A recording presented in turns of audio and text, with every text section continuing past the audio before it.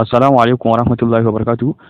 ‘Yan uwa, kamar yadda kuka gani a title na wannan bidiyon, yadda zaka kulle WhatsApp naka ba tare da wani application ba, wato ta cikin WhatsApp ɗin shi karan kanshi kenan. Mun kawo muku wannan bidiyon ne sanadiyan yanzu zamani ya canja, kowa yana karɓan wayanka. Farkon abin da zai fara duba za ka ya shiga wajen WhatsApp ko kuma wani wajen chat naka dai haka normal, yana ma bincike, kuma kai baka son ya kalli wani abu ko wani chat da kake ko wani abu. To shine muka ce bari mu kawo muku wannan bidiyon, mun san zai amfane ku sosai. Kar mu ɓata lokaci, bari mu je kai tsaye ga bidiyon. Bari mu je mu shiga WhatsApp namu. WhatsApp namu.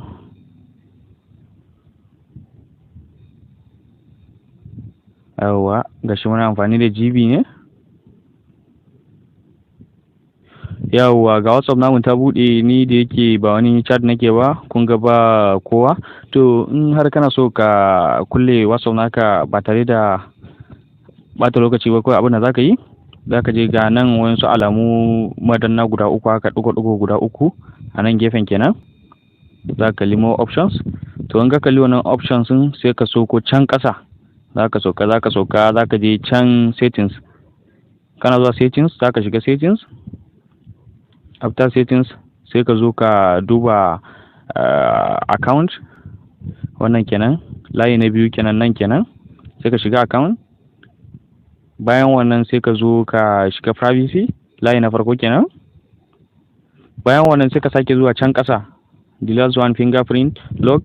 Sai ka gashi na last one, sai ka taba shi. To yayin da ya kawo ka nan, kaga ya nuna ma unlock with fingerprint. Sai ka yi enable na shi, sai ka kunna shi kenan. Kaga yana kashe haka, sai ka yi haka. Da zaran kana taba shi, zai kawo maka dangwala yatsanka, wato ka sa yatsanka wanda zaka ringa bude WhatsApp naka da shi, wanda kan cewa in dai ba kai ka dangwala mutum yatsan nan ba zai iya shiga WhatsApp naka ya kalli chat naka ba kenan. To sai ka daura yatsan da kake so ka ringa budewa da shi. Kana daura ya nuna ma done, ya riga da ya gama.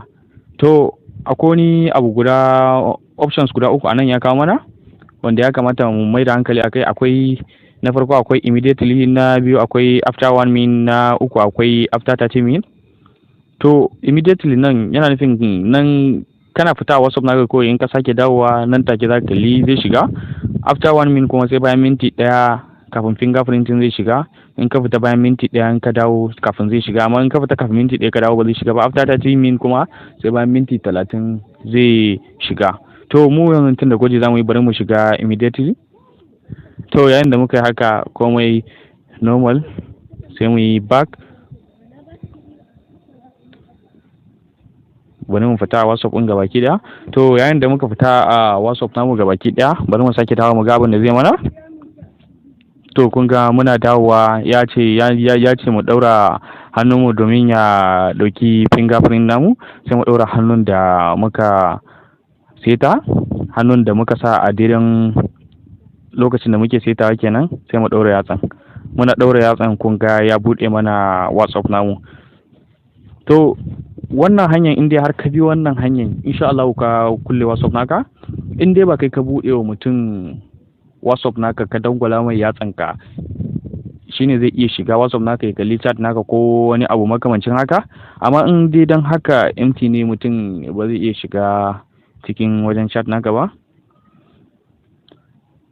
In kuma ka kalli mutum ya shigo cikin WhatsApp naka bayan ka bi ta wannan hanyar, to in ya shiga ma ba abin da zai kalla, wato sai dai yi clear data, amma dai ba wai normal haka ya shiga cikin WhatsApp naka ya kalli chat naka ba, wanda sai dai ya goge bayanan WhatsApp naka haka ya shiga, kuma ya sake nuna mai kan cewa sai ya seta. Amma in dai ba wai haka ba, kan ƙarya ne ya shiga ya kalli chat naka. Bari in gwada muku abin da nake son dan muku bayani.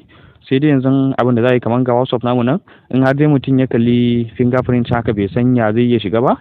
In dai har ka kalli mutum ya shiga WhatsApp, to sai dai sake sabon seta yayi kamar haka. Yanzu kaga sai shiga misali. To bari mu shiga application details. To sai zo storage, sai zo ga clear cache, sai zo clear data.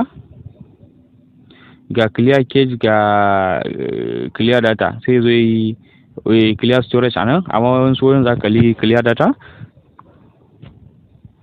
to yayin da ya haka wannan kan cewa in ya shiga WhatsApp din ba wai WhatsApp ya riga ya tarwatsa setin WhatsApp din ne wanda ba zai samu komai ko da ya shiga ma zai sake nuna mai ya sake setawa ne amma ba abin da zai samu. To amma ƙarya ne kalli chat naka in dai har ka bi wancan hanyar ka kulle ka gani ya nuna mai sai dai ya sake seta WhatsApp mu kuma kaga dole in ma zai sake seta notification wannan din code din da su turo da sim naka ne ko da ya san number ka. Mun gode da kasancewa da Borno Free 3.